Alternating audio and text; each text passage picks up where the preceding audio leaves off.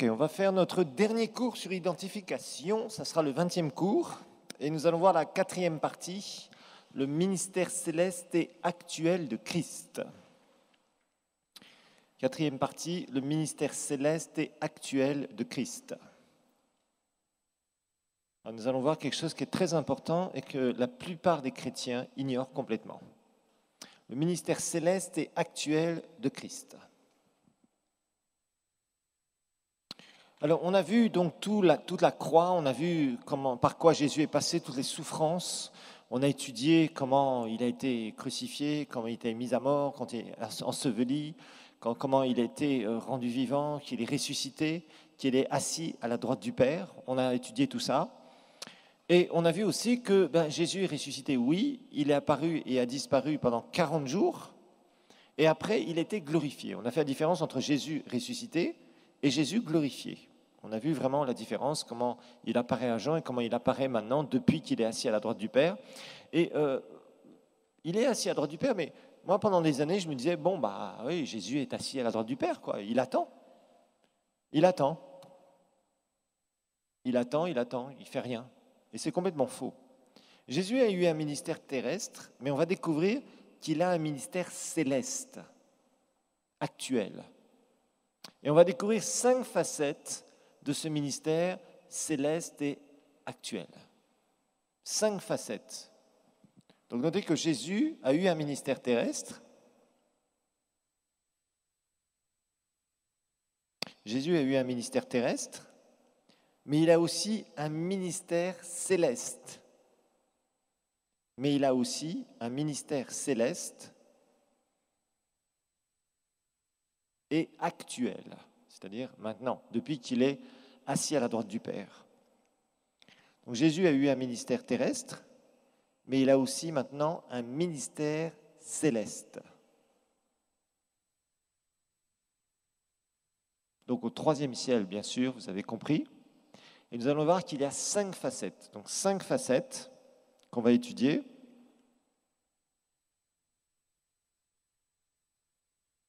Je vais vous les nommer là, ce n'est pas la peine de les écrire directement, parce qu'on va les écrire au fur et à mesure. En fait, on découvrira que Jésus a un ministère d'intercesseur au ciel, de médiateur, de souverain sacrificateur, de berger et d'avocat. Voilà, on va découvrir tout ça. Parce que souvent, vous voyez, c'est le problème qu'on a, c'est qu'on se dit, voilà, Jésus est assis à la droite du Père et c'est tout, quoi. Oui, c'est vrai. Mais Jésus exerce un ministère céleste, actuellement, depuis qu'il s'est assis définitivement à la droite du Père. Donc, 5 facettes. Et la première chose qu'on va voir, c'est Jésus l'intercesseur. Jésus l'intercesseur. Alors, on va voir bien sûr que ce ministère concerne les inconvertis, mais aussi ce ministère nous concerne, nous les chrétiens nés de nouveau.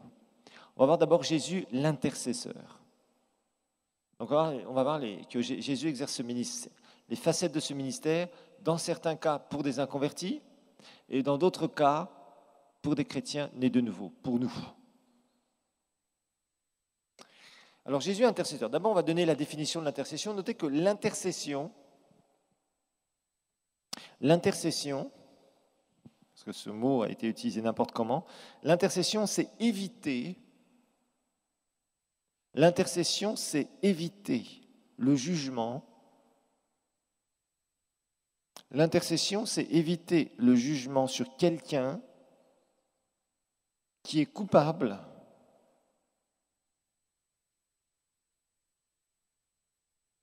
L'intercession, c'est éviter le jugement sur quelqu'un qui est coupable et qui mérite ce jugement.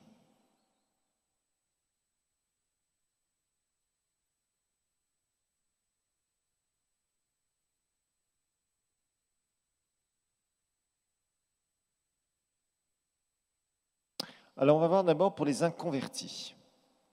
Pour les inconvertis,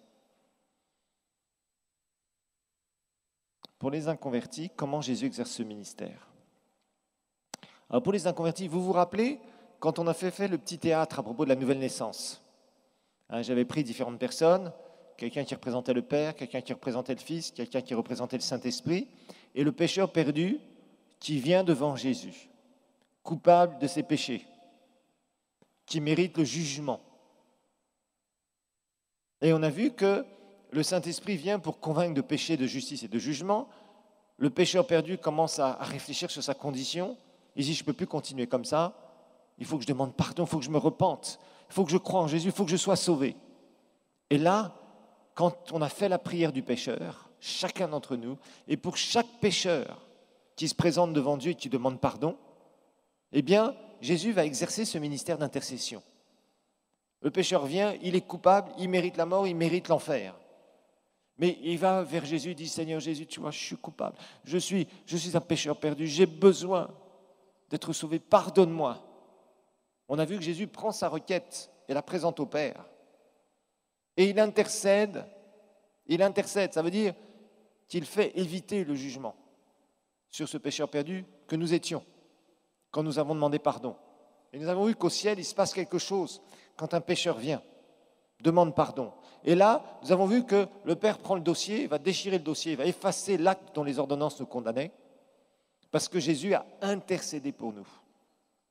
Regardons ensemble deux textes. Ésaïe 53, 12. Ésaïe 53, 12, on va commencer par ce texte. Ésaïe 53, verset 12, il est dit « C'est pourquoi je lui donnerai sa part avec les grands, il partagera le butin avec les puissants, parce qu'il s'est livré lui-même à la mort.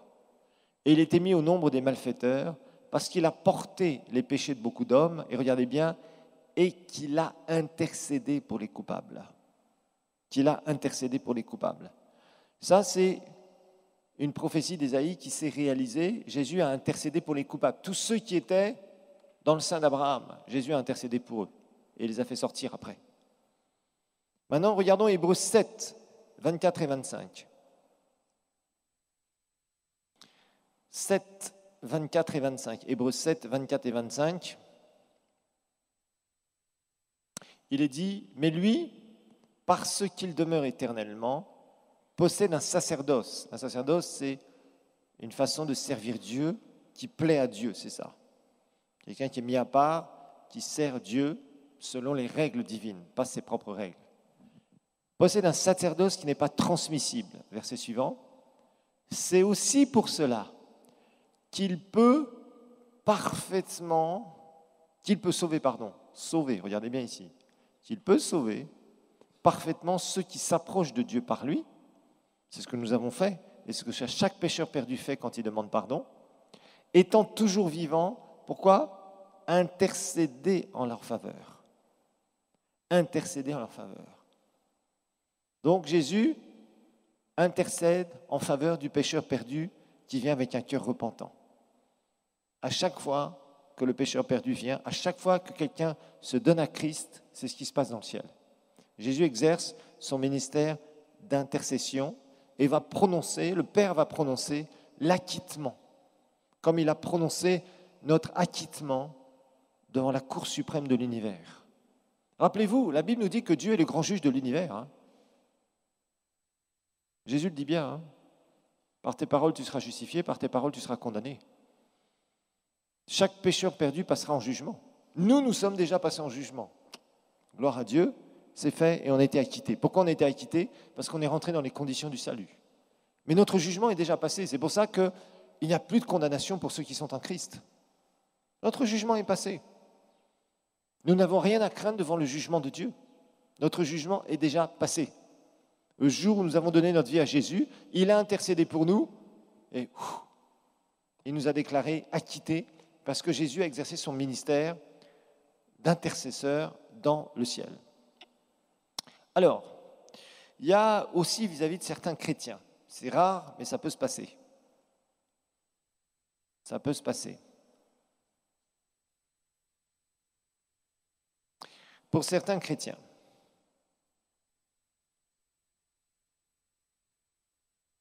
alors, je suis un fervent défenseur de la sécurité du salut.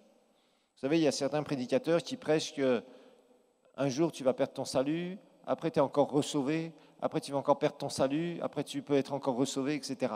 C'est pour ça qu'il y a des églises où on s'approche tous les dimanches pour être ressauvé. Ce n'est pas scripturaire. Donc il y a des églises qui font des appels régulièrement tous les dimanches et pour que les gens soient sauvés, pour qu'ils soient sûrs d'être pleinement sauvés au jour où ils vont mourir.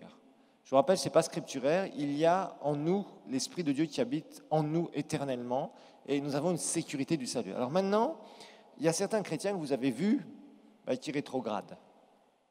Alors, dans les rétrogrades, il faut être prudent. Il y a des gens qui rétrogradent, mais qui n'étaient pas, ou qu'on pourrait considérer qu'ils rétrogradent, mais ils ont fait des conversions émotionnelles. Ça, c'est pour moi pas un vrai rétrogradage. C'est quelqu'un qui finalement était dans une sorte d'émotionnalité avec l'Évangile. Nous en avons un certain nombre de ces gens-là. Et finalement, il se retrouve que ils continuent, enfin, ils reviennent rapidement dans leur péché. Ils s'étaient calmés un peu, ils avaient pris l'Évangile un peu comme un petit médicament qui va durer un certain temps. Parce que ça allait trop loin, mais il n'y avait pas de nouvelle naissance. Maintenant, il y a des gens aussi qui rétrogradent vraiment et qu'on voit retourner dans le péché et qui se retrouvent au bout d'un moment bien pris par leur propre péché. La Bible nous dit dans 1 Jean 5, 18, on avait vu ces versets déjà, 1 Jean 5, 18, nous savons que quiconque est né de Dieu, né de nouveau, ne pêche pas, rappelez-vous, ne vit pas dans des habitudes de péché, n'est pas dans des trucs de péché comme les inconvertis. Mais celui qui est engendré de Dieu se garde lui-même et le malin ne le touche pas. Voilà, donc ici aussi c'est important de comprendre ces versets, nous les avons étudiés, je ne vais pas revenir dessus. Par contre, il y a des chrétiens qui ne perdent pas leur salut, parce qu'on verra que pour perdre le salut, il y a des conditions extrêmement, extrêmement difficiles à rencontrer. L'Épître aux Hébreux nous en parle, mais ce sont des conditions extrêmement difficiles à rencontrer et très rares à voir. Par contre, il y a un certain nombre de chrétiens qui vont perdre leur récompense. Rappelez-vous que le salut est gratuit, ça nous assure la résurrection d'entre les morts, mais la récompense, c'est la position que nous aurons dans le royaume éternel de Dieu. Et ça, c'est quelque chose que nous devrons gagner avec notre obéissance et avec les œuvres de justice qui vont nous suivre. Nous étudierons ça davantage. Alors, il y a certains chrétiens qui se mettent dans le péché à nouveau et qui se retrouvent pris à leur propre piège. La Bible nous en parle, et quand on lit par exemple 1 Corinthiens, vous avez vu 1 Corinthiens chapitre 11, quand on fait la Sainte Seine, très souvent, la parole de Dieu va nous parler, quand on prend ce texte très souvent, et la parole de Dieu dans ce texte de 1 Corinthiens 11, va nous expliquer certaines choses qui parfois sont un peu gênantes. Regardons ensemble. 1 Corinthiens 11, verset 27. C'est pourquoi, ça parle de la Sainte Seine. Celui qui mangera le pain et boira la coupe du Seigneur indignement sera coupable envers le corps et le sang du Seigneur. Boire la coupe du Seigneur indignement, c'est entre autres, vivre dans le péché et se permettre de prendre la Sainte Seine. Sera coupable envers le corps et le sang du Seigneur.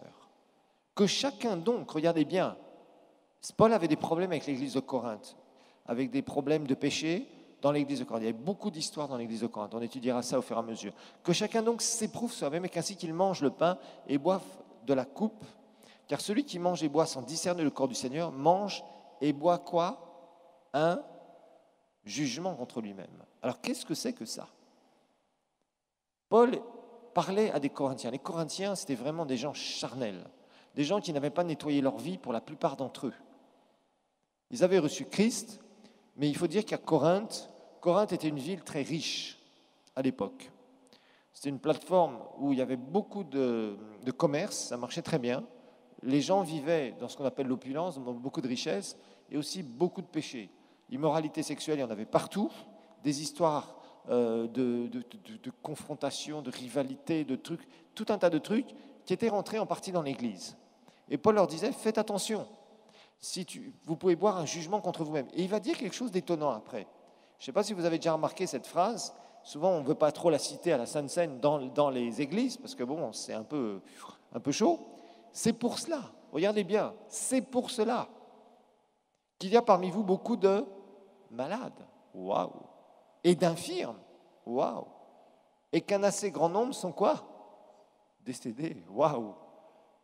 Ça surprend quand même d'entendre ça, que Paul dit ça, et dit à propos de ça dans l'Église de Dieu. L'Église de Corinthe avait beaucoup de problèmes. Franchement, il a dû remettre les points sur les i. Quand vous lisez les épîtres aux Corinthiens, franchement, ces gens-là vivaient n'importe comment.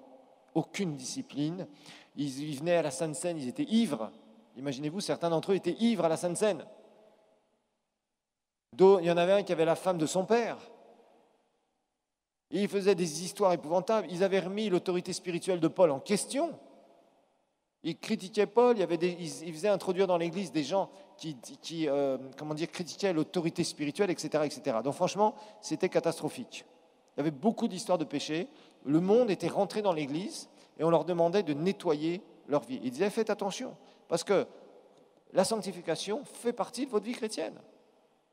Donc ça, c'était vraiment, il s'adresse à une Église complètement excessive et qui faisait vraiment n'importe quoi. Et la Bible nous dit, si nous nous jugions nous-mêmes, nous ne serions pas jugés. Mais par ces jugements, le Seigneur nous corrige afin que nous ne soyons pas condamnés avec le monde. Alors qu'est-ce qui se passe ici? Vous savez, il y a une expression que vous avez vue, certains d'entre vous, par exemple 1 Corinthiens 5,5, que vous ne connaissez pas bien, vous vous posez des questions par rapport à ça. Rappelez-vous, Corinthiens, on reste dans les Corinthiens, chapitre 5, verset 5. La Bible nous dit, regardez, verset 1, on va lire au verset 1 et on va lire au verset 4 et 5. La Bible nous dit, on entend dire généralement qu'il y a parmi vous de l'impudicité, une impudicité telle qu'on ne la rencontre pas même chez les païens. C'est au point que l'un de vous a la femme de son père. Waouh! Au nom du Seigneur Jésus, on va lire vers 4, c'est ça. Au nom du Seigneur Jésus, vous et mon esprit étant assemblés avec la puissance de notre Seigneur Jésus. Regardez bien ce qu'il va dire ici. Qu'un tel homme soit quoi? Livré à Satan. Waouh! Vous avez déjà lu ces expressions-là? Ça existe aussi dans Timothée. Livré à Satan, ça veut dire quoi?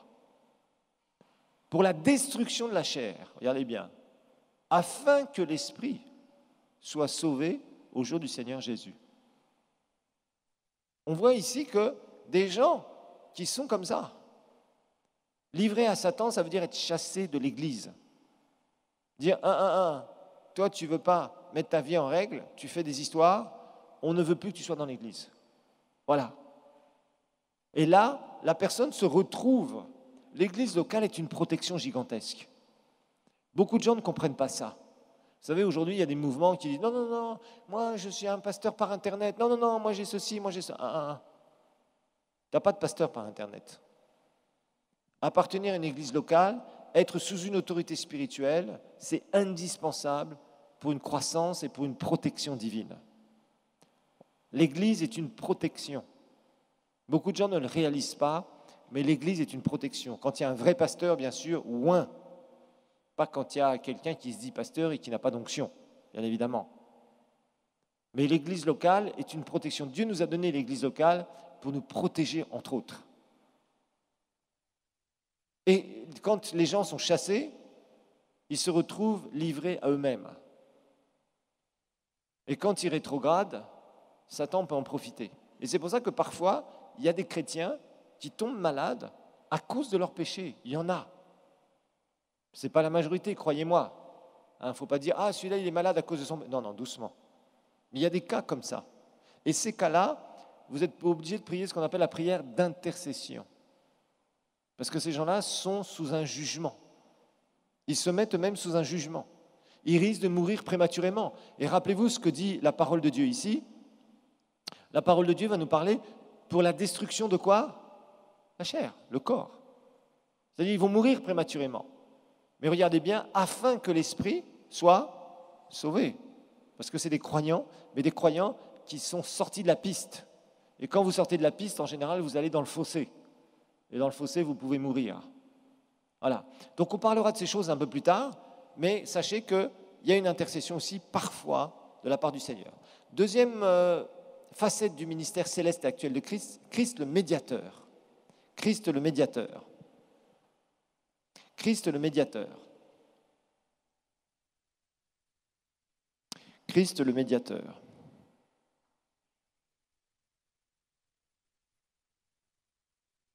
Là, on va voir quelque chose de très important aussi. Alors, un médiateur, notez qu'un médiateur,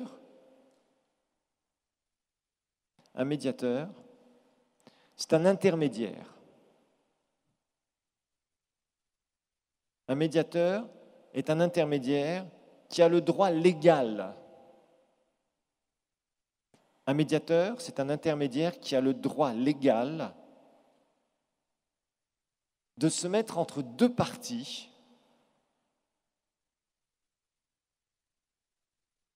Un médiateur est un intermédiaire qui a un droit légal de se mettre entre deux parties pour les réconcilier.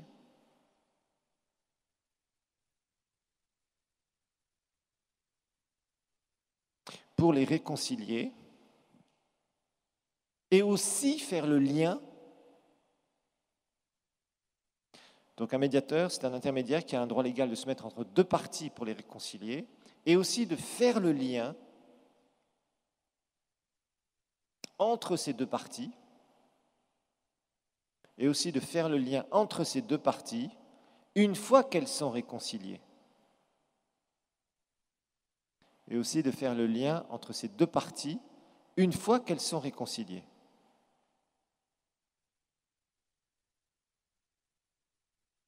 Donc il y a ces deux aspects.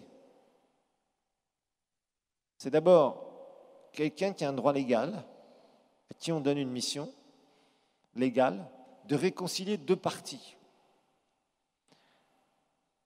Ensuite, une fois que ces parties sont réconciliées, c'est aussi quelqu'un qui peut faire le lien régulièrement entre les parties réconciliées.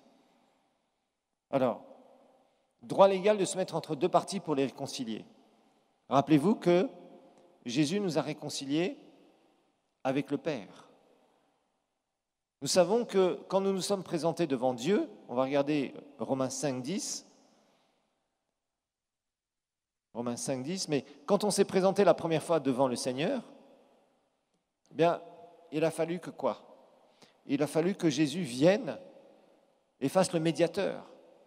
On ne pouvait pas se présenter devant Dieu le Père en disant « Ô Père, Dieu le Père, je te demande pardon. » Non, il a fallu un médiateur, un intermédiaire, quelqu'un qui avait fait quelque chose, quelqu'un qui avait un droit légal de prendre notre requête et de la porter à Dieu le Père. Sinon, Dieu le Père aurait dit « je ne peux pas t'écouter, toi.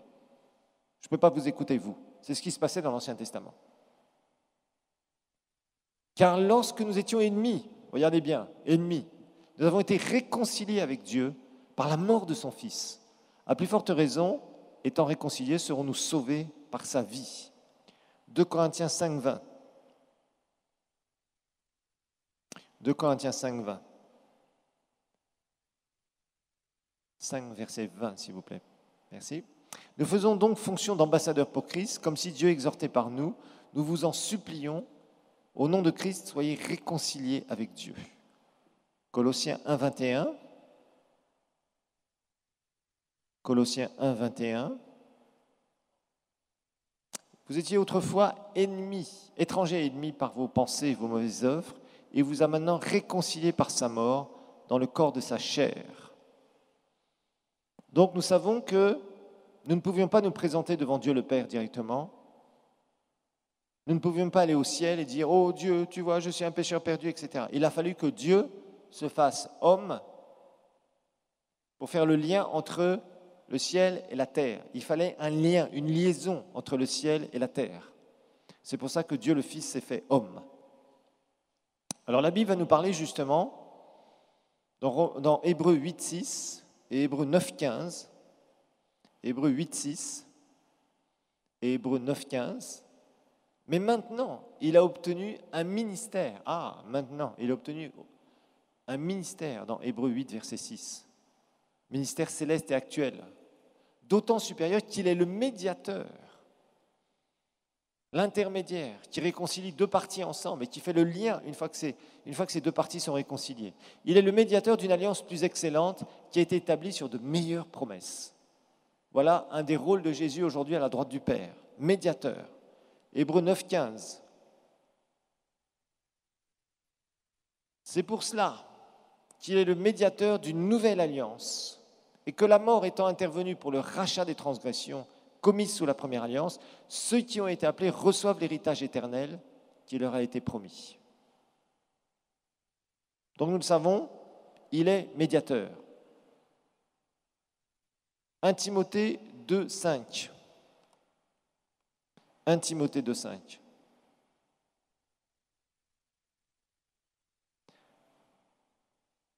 La Bible nous dit qu'il y a un seul médiateur. Un seul médiateur un seul Dieu, qu'il y a un seul médiateur entre Dieu et les hommes, à savoir Jésus-Christ, homme. La Bible nous dit donc qu'à la droite du Père, il y a un homme. À la droite du Père, il y a un homme qui est assis et qui fait office de médiateur, d'intermédiaire, qui reçoit les requêtes. Donc la première chose, comme nous le voyons, c'est cet aspect d'avoir pu faire le médiateur entre le ciel et la terre, entre l'homme pécheur et Dieu, pour pouvoir se réconcilier. Ça, c'est une première chose. Maintenant, la deuxième facette de la médiation, regardons ensemble, Éphésiens 1,10. Pourquoi, d'après vous, frères et sœurs, réfléchissez, pourquoi, d'après vous, quand vous priez le Père au nom de qui? De Jésus, nous le savons. Pourquoi est-ce qu'il faut que tout passe par Jésus? La Bible va nous le dire ici dans Éphésiens 1,10. Tout ce que nous faisons dans le Nouveau Testament, ça passe par Jésus. Tout passe par Christ. Ce n'est pas par hasard. Tout ce qui est agréé par le Père doit être fait au nom du Seigneur Jésus. Ce n'est pas par hasard. C'est ça la médiation. Christ est le lien parfait. Christ, c'est notre lien qui nous permet de ce que nous faisons, qui est conforme à l'alliance que Christ a faite, ça passe. Il a dit pour le mettre à exécution, lorsque les temps seraient accomplis, de réunir, regardez bien, réunir toutes choses en Christ, celles qui sont dans les cieux, celles qui sont sur la terre. Tout est réuni en Christ, tout se passe par Christ. Tiens, quand vous voyez des versets bibliques par ou au nom de Jésus, c'est la médiation. C'est le lien qu'il y a, qui nous permet d'être écoutés du Père. C'est pour ça que nous avons tous les privilèges dans la prière par Christ. Regardons Jean 14, 13 par exemple. 14, 13 et 14. On va juste faire quelques exemples, il y a plein d'autres exemples dans votre syllabus. Jean 14,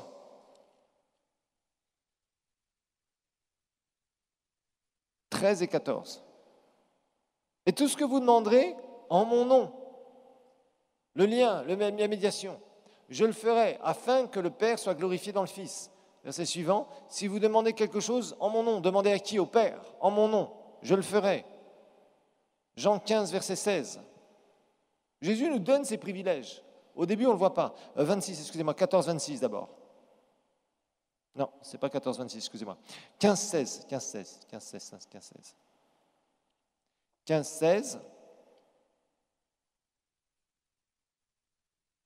Il dit, ce n'est pas vous qui m'avez choisi, mais moi qui vous ai choisi. Je vous ai établi afin que vous alliez, que vous portiez du fruit et que votre fruit demeure, afin que ce que vous demanderez au Père en mon nom, il vous le donne. À chaque fois que vous vous présentez devant le Père au nom de Jésus, Jésus exerce sa médiation.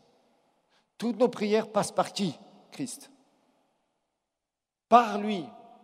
Quand vous voyez cette préposition par, c'est la médiation.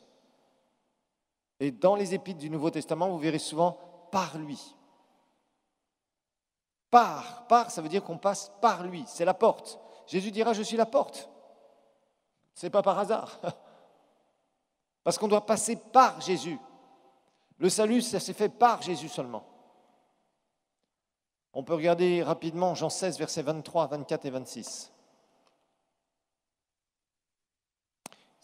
Jean 16, versets 23, 24 et 26. En ce jour-là, le jour où je serai auprès du Père, vous ne m'interrogerez plus sur rien. En vérité, je vous le dis, tout ce que vous demanderez au Père, il vous le donnera comment? En mon nom. En mon nom. Donc chaque chose que vous demandez au Père, en son nom, rappelez-vous, et c'est d'immenses privilèges dans la prière que nous avons ici. D'immenses privilèges.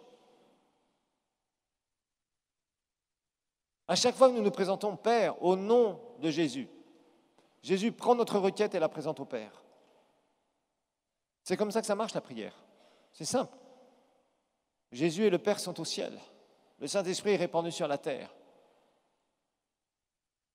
Tout ce que nous faisons, tout ce qui est agréé par le Père, passe par Christ. C'est pour ça que chaque fois que nous prions quelque chose, chaque fois que nous agissons, et nous disons, je fais les œuvres de Dieu, regarde si ça passe bien par Jésus, regarde si c'est agréé par ton alliance. Parce qu'il y a beaucoup de gens qui appellent telle ou telle chose l'œuvre du Seigneur, et il y a des choses, ça n'a rien à voir avec l'œuvre du Seigneur. C'est la volonté de l'homme. Il faut faire attention, ne pas utiliser Dieu et le nom de Dieu n'importe comment. Mais tout ce que tu fais, tout ce que le Père peut agréer, ça passe seulement par Jésus, parce qu'il est le médiateur d'une meilleure alliance, basée sur de meilleures promesses, mais ces promesses ont un cadre. Donc tout ce que Jésus a fait, toute son œuvre, nous donne un bénéfice, on peut passer par lui et être agréé par le Père à ce moment-là. 23, on va regarder 24 et 26 rapidement. Jusqu'à présent, vous n'avez rien demandé en mon nom. Pourquoi est-ce que Jésus dit ça à ses disciples ? Jean 13 jusqu'à Jean 17, c'est la dernière soirée que Jésus va passer avec ses disciples. Et il leur dit plein de choses comme ça. Vous n'avez rien demandé jusqu'à présent en mon nom. Vous n'avez rien demandé à qui ? Au Père. Parce que vous ne pourrez pas le faire tant que je ne serai pas ressuscité et assis à droite du Père. Demandez, vous recevrez, afin que votre joie soit parfaite. Verset 26. En ce jour-là. En ce jour-là. C'est quoi ce jour ? C'est le jour où Jésus pourra enfin avoir ce ministère actuel et céleste qu'il a aujourd'hui, donc, de médiation. Vous demanderez en mon nom, et je ne vous dis pas que je prierai le Père pour vous. Non, parce que c'est vous qui prierez, c'est plus moi. Ça ne sera plus à moi de prier le Père pour vous. Pendant 3 ans et demi, j'ai dû prier le Père pour vous. Maintenant, il n'y aura plus besoin. Vous aurez ce même privilège que moi j'avais sur la terre. On réétudiera ça dans la prière. Troisième facette du ministère actuel de Christ et céleste. Jésus, souverain sacrificateur.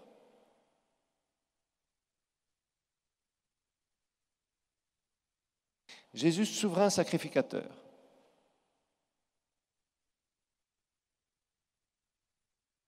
Alors rappelez-vous ce que va faire le souverain sacrificateur. Le souverain sacrificateur, rappelez-vous, c'était le chef des sacrificateurs, c'était la loi de Moïse.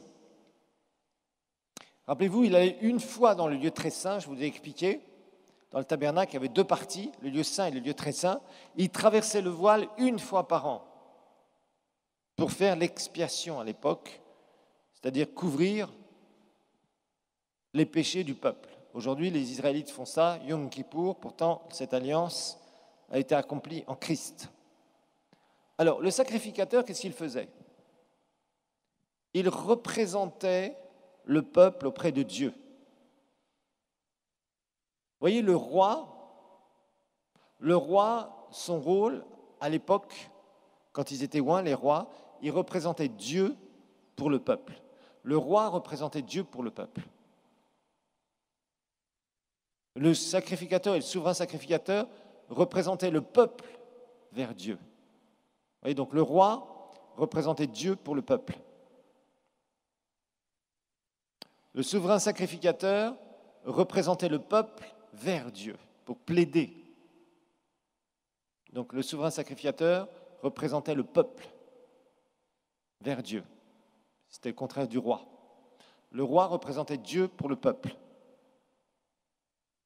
Le souverain sacrificateur représentait le peuple et plaidait la cause du peuple vers Dieu. Le prophète, lui, il était le porte-parole de Dieu. Le prophète, lui, c'était le porte-parole de Dieu. Alors regardons maintenant Hébreux 9, versets 11 à 14. Il y a une petite erreur dans le syllabus, c'est verset 11. Vous voyez, là on parle d'Hébreux. Mystère céleste et actuel de Christ, c'est l'épître aux Hébreux. Vous avez compris que l'épître aux Hébreux n'est pas si compliqué à comprendre une fois qu'on comprend ce que Jésus a fait à la croix. Il y a encore des choses qui ne sont pas toujours faciles à comprendre, même quand on a eu le cours sur l'identification, mais déjà vous comprenez. Vous allez comprendre qu'il y a 5 facettes du ministère actuel de Christ, et l'épître aux Hébreux nous le montre très facilement. Mais Christ est venu comme souverain sacrificateur des biens à venir. Il a traversé le tabernacle le plus grand et parfait, qui n'est pas construit de la main d'homme, c'est-à-dire qui n'est pas de cette création. Il est entré, évidemment, il compare l'ancienne alliance, Tu avais le tabernacle, la tente, où il y avait ces deux parties, le lieu saint et le lieu très saint, qui étaient construits de main d'homme, avec, évidemment, Jésus qui traverse quoi? Non pas un voile humain, en tissu, et il a traversé le ciel. Et entré une fois pour toutes dans le lieu très saint, non avec le sang des boucs, comme le souverain sacrificateur en Israël, et des veaux, mais avec son propre sang, ayant obtenu une rédemption éternelle. On a étudié ça. Verset 13, « Car si le sang des boucs et des taureaux et des boucs, et la sang d'une vache répandue sur ceux qui sont souillés sanctifie et procure la pureté de la chair à l'extérieur. » Verset 14, « Combien plus le sang de Christ, qui par l'Esprit éternel s'est offert lui-même sans tache à Dieu, purifiera-t-il votre conscience des œuvres mortes, afin que vous serviez le Dieu vivant. » Donc verset 11, on va reprendre le verset 11. Au verset 11, « Mais Christ est venu comme souverain sacrificateur. » Donc, une des facettes du ministère de Christ, c'est d'être souverain sacrificateur. Ça veut dire que le souverain sacrificateur, c'est lui qui faisait l'aspersion du sang à l'époque pour couvrir les péchés, je vous rappelle. Là, nous avons un souverain sacrificateur qui n'est pas mortel, qui n'a pas besoin de descendants d'ailleurs, et qui est là pour l'éternité, et qui a purifié nos péchés. Et qui purifie aussi le pécheur, le chrétien, qui demande pardon. Alors, Jésus a exercé ce ministère de souverain sacrificateur le jour où nos péchés ont été pardonnés. Ça, il l'a fait. Le jour où on est venu devant Jésus, il a dit « Seigneur, pardon pour mes péchés ». Il a présenté la requête au Père, il a joué l'intercesseur, il a joué le médiateur quand on s'est donné à Christ. Et il a aussi, bien sûr, joué le rôle de souverain sacrificateur parce qu'il a purifié nos péchés par son sang. Ça, c'est clair. Maintenant, Jésus aussi exerce son ministère de souverain sacrificateur quand un chrétien pêche. 1 Jean 1,9. 1 Jean 1,9.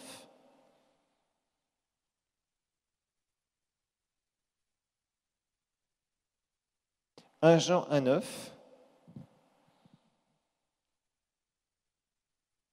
il est dit, si nous confessons nos péchés, quand un chrétien chute, ce qui doit arriver rarement, il est fidèle et juste pour nous pardonner et pour nous purifier de toute iniquité. Lorsqu'un chrétien pêche et qu'il demande pardon au Seigneur, Jésus exerce son ministère actuel et céleste de souverain sacrificateur. On lui demande pardon, il nous purifie, et regardez bien, de toute iniquité. Iniquité ici, regardez bien, c'est au singulier. Il est dit par exemple, si nous confessons nos péchés, il est fidèle juste pour nous les pardonner, péchés au pluriel, et pour nous purifier de toute iniquité. L'iniquité, ça veut dire, en fait, bon, ce mot est un peu, c'est pas très facile parce que quand on lit ça, on ne comprend pas très bien. Ça veut dire injustice, toute injustice dans d'autres traductions. Injustice, le contraire de quoi? La justice. Le fait d'avoir été déclaré juste nous permet de quoi? De nous présenter devant Dieu sans aucun sentiment de culpabilité ou d'infériorité. Quand un chrétien pêche, il n'est pas destitué de sa position de fils ou de fille. Comprenez-moi bien. Très important à bien savoir. Parce que sinon, ça voudrait dire qu'il perd son salut. Et ça, c'est faux. Ce n'est pas une doctrine biblique. Quand un chrétien pêche, il n'est pas destitué. Et Dieu ne lui dit pas, maintenant je te renie, tu n'es plus mon fils ou ma fille. C'est comme un enfant de la maison. Si un enfant de la maison fait une gaffe, le père ne peut pas lui dire, tu n'es plus mon fils. Même s'il lui disait, il serait toujours son fils. Vous voyez? Mais il va corriger son fils. Il va sanctionner son fils. Il va pardonner son fils, il va restaurer son fils. C'est comme ça que vous devez voir votre relation avec le Père. Donc quand on pêche, on n'est pas destitué de notre position. Par contre, on devient injuste en quelque sorte. C'est-à-dire que si on veut s'approcher du Père, notre conscience nous dira règle d'abord ton problème. Demande pardon, sois purifié. Sinon, je ne peux pas t'écouter. Et c'est pour ça d'ailleurs que quand on pêche en tant que chrétien et de nouveau, on se sent condamné dans notre conscience. Et c'est normal parce qu'on a souillé notre conscience. Et la Bible nous dit ici qu'il va nous pardonner et nous purifier et restaurer notre justice, restaurer notre relation, notre communion avec le Père. C'est ça que le Seigneur nous montre ici dans ce verset et que le ministère de souverain sacrificateur s'exerce si nous péchons et que nous demandons pardon. Il va nous purifier. Vous allez me dire, si un chrétien meurt et au dernier moment il a commis un péché, nanana. Ça je sais, vous avez toujours des questions tordues, questions compliquées. Mais il est toujours sauvé. L'esprit est sauvé au jour du Seigneur. Ok ? Maintenant, la récompense que nous aurons, la position dans le royaume que nous aurons pour l'éternité, d'abord dans le millénium et dans l'éternité, dépendra du bien ou du mal que nous aurons fait dans notre corps. Le salut nous est assuré. Dieu nous exige la sainteté. Maintenant, si quelqu'un commence à faire n'importe quoi avec sa vie, il s'expose à la mort prématurée. Il s'expose au danger. Il s'expose aux attaques sataniques et son corps peut être détruit. C'est ce que la Bible nous montre, ok ? C'est pour ça qu'on ne joue pas avec le péché, soyons bien clairs. Alors, donc on voit ici qu'il va exercer son rôle de souverain sacrificateur. Alors maintenant, numéro 4, quatrième facette, c'est Jésus bon berger. Jésus le bon berger, le souverain berger précisément. Jésus souverain berger, Hébreux 13, verset 20. Hébreux 13, verset 20.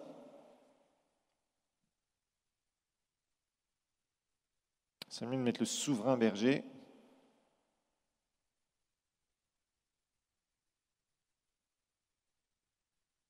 Hébreux 13, verset 20.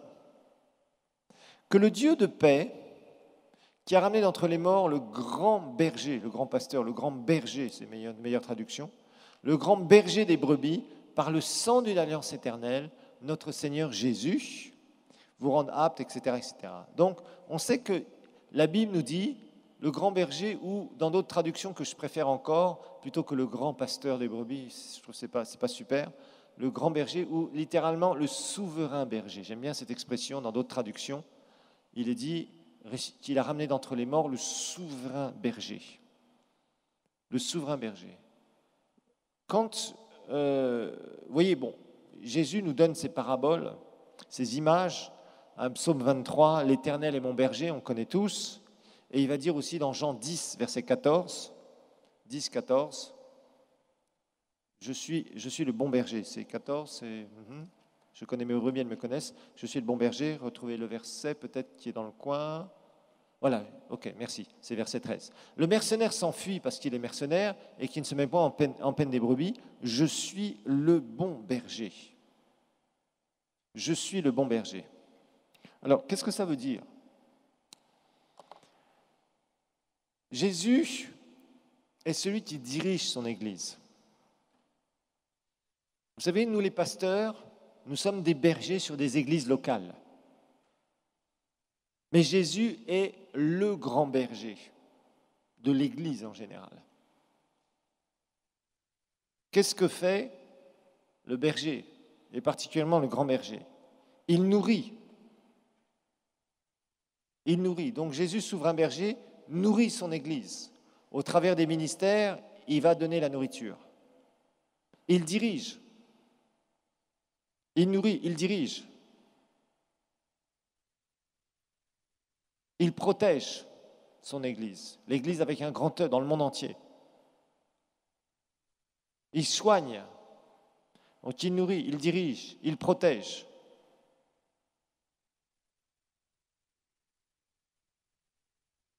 Il soigne. Et il corrige. Il nourrit, il dirige, il protège, il soigne, il corrige. Donc, quand on regarde comment l'Église de Christ est gérée, Jésus est le souverain berger. Il nourrit. Comment il nourrit ? Au travers des ministères, en donnant des directives aux 5 ministères. Il dirige. Il dirige par son esprit, au travers des leaders qu'il a établis, pas ceux qui s'autoproclament, au travers des leaders qu'il a établis. Il protège. au travers des leaders, les 5 ministères. Il soigne, il corrige. Vous savez, quand des personnes désobéissent à l'autorité spirituelle, ils désobéissent au Seigneur. Je tiens à le dire. Les gens souvent disent « Ah, le Saint-Esprit m'a dit, le Saint-Esprit, le Saint-Esprit. » Attention.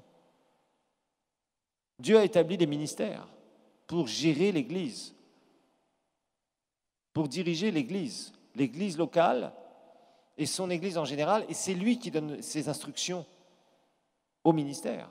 Dieu parlait d'abord à Moïse, et Moïse parlait au peuple.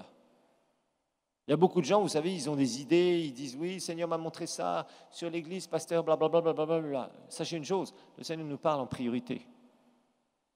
Il nous parle en priorité. Ça ne veut pas dire qu'il ne peut pas vous parler pour que vous priez pour certains domaines. Mais il y a des gens qui usurpent l'autorité. Et ils font une grave erreur. Nous sommes des sous-bergers en tant que pasteurs. Un pasteur est un sous-berger. Lui, il est le souverain berger, vous voyez. Et il dirige son église, il nourrit son église. Il amène son église dans tel et tel domaine. Il transmet ses instructions au travers des ministères par son Saint-Esprit. Au travers des ministères. On verra la gestion du royaume, parce que beaucoup de chrétiens ne comprennent pas bien ça. 5e et dernière facette du ministère actuel de Christ, c'est Jésus notre avocat. Jésus notre avocat. Et on va clôturer identification par ça.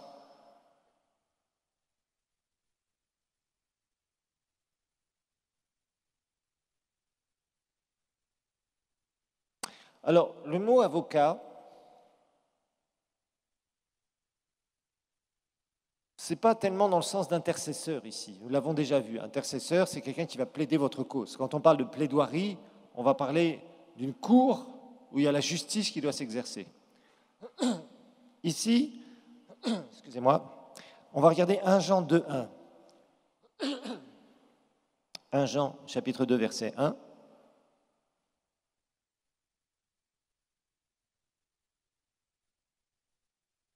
« 1 Jean 2:1. La Bible nous dit « Mes petits enfants, je vous écris ces choses afin que vous ne péchiez point. Si quelqu'un a péché, nous avons un avocat auprès du Père. » Un avocat, c'est dans le sens ici de consolateur. D'ailleurs, ça vous rappelle quelque chose quand Jésus parle du Saint-Esprit. L'idée ici, c'est de consolateur. Quelqu'un qui vient vous aider. Aide.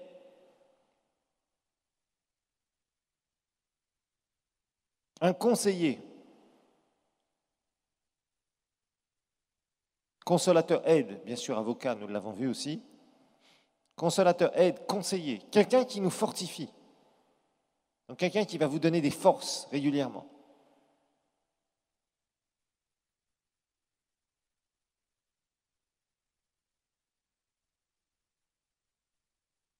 Quelqu'un qui se tient à nos côtés.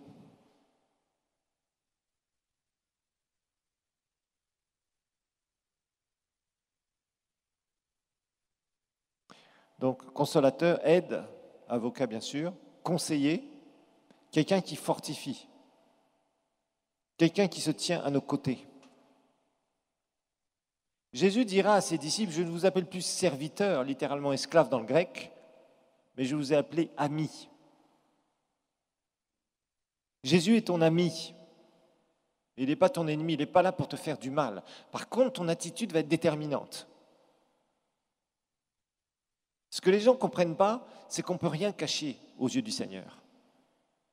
Ton attitude est déterminante. Dieu ne te dit pas, tu vas faire un parcours parfait, je suis là pour te frapper à la moindre erreur. Ce n'est pas ça.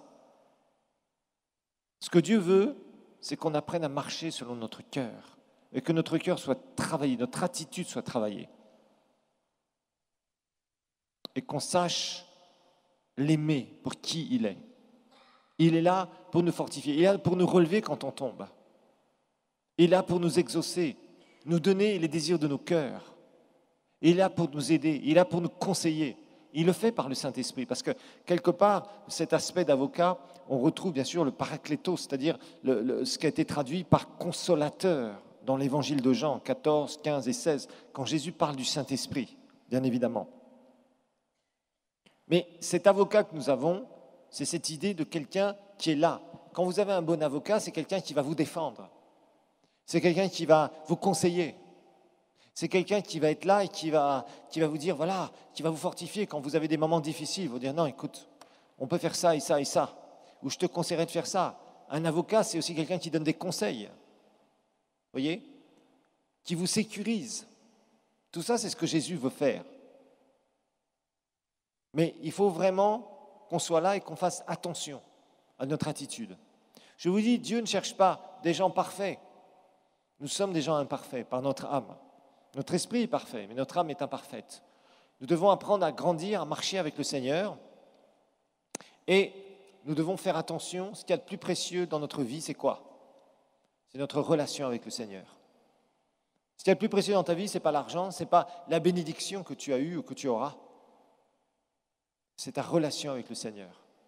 C'est ça qui est le plus précieux.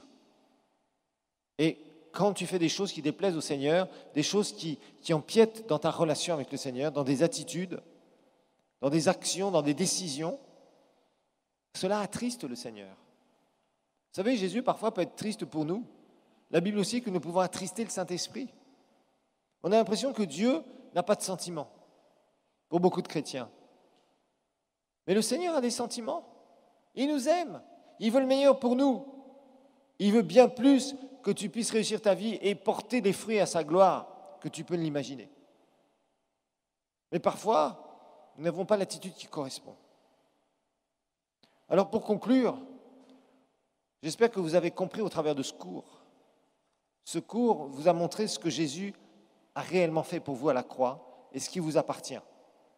Vous avez un héritage. Il a remporté la victoire. Il est devenu ce que nous étions pour que nous devenions ce qu'il est.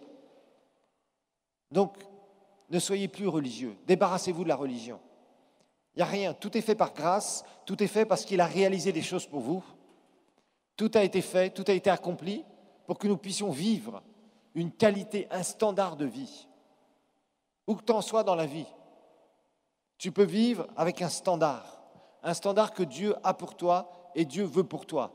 Il a tout réalisé, il a simplifié l'équation. Tu as juste à entrer et à comprendre et à marcher dans ces vérités. C'est ce qu'on appelle l'aspect vital de notre rédemption, je vous rappelle, c'est ce que nous sommes en Christ. Nous avons vu notre identification, l'aspect légal, comment il nous a rachetés légalement. Maintenant, il va falloir entrer. Nous savons que nous avons cet héritage, nous savons que nous avons été libérés, nous savons que nous sommes sauvés, qui nous a rendus dignes. On n'est pas dignes par nous-mêmes.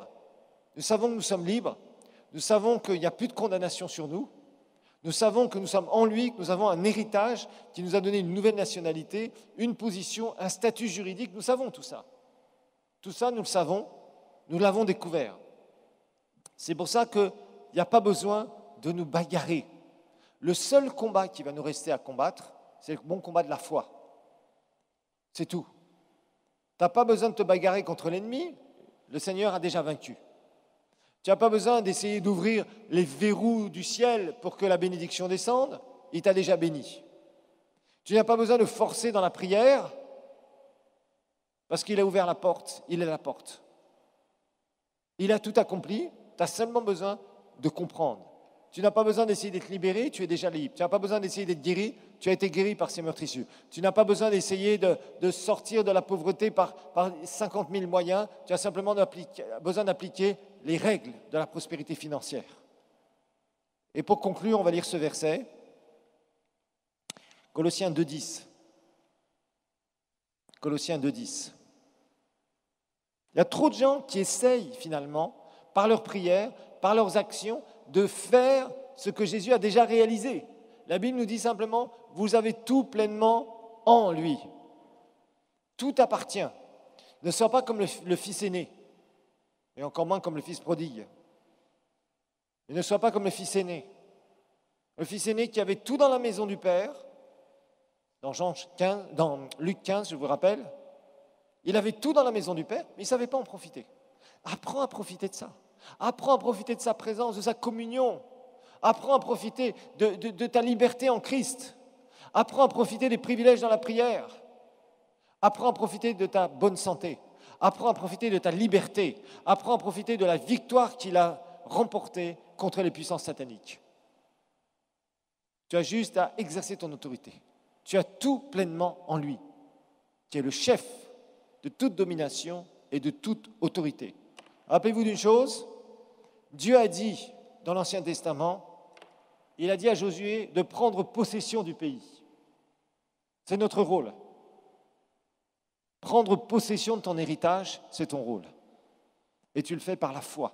C'est pour ça que la foi, les principes de la foi, la façon dont nous devons exercer la foi régulièrement, c'est fondamental pour pouvoir vivre à la gloire de Dieu. Les gens qui veulent marcher seulement à prier, prier, prier, prier sans foi ne vous amènera à rien. Prier et déclarer des choses qui sont contraires à ce que Jésus a fait pour vous, ça n'amènera que la défaite. Donc il va falloir que vous appreniez simplement à bénéficier, à profiter de votre héritage. C'est tout ce que le Seigneur nous demande de faire. Mais beaucoup de chrétiens mettent leur combat ailleurs. Tu combats contre tes circonstances dans la foi. Tu dis à l'ennemi de s'écarter parce que tu as autorité.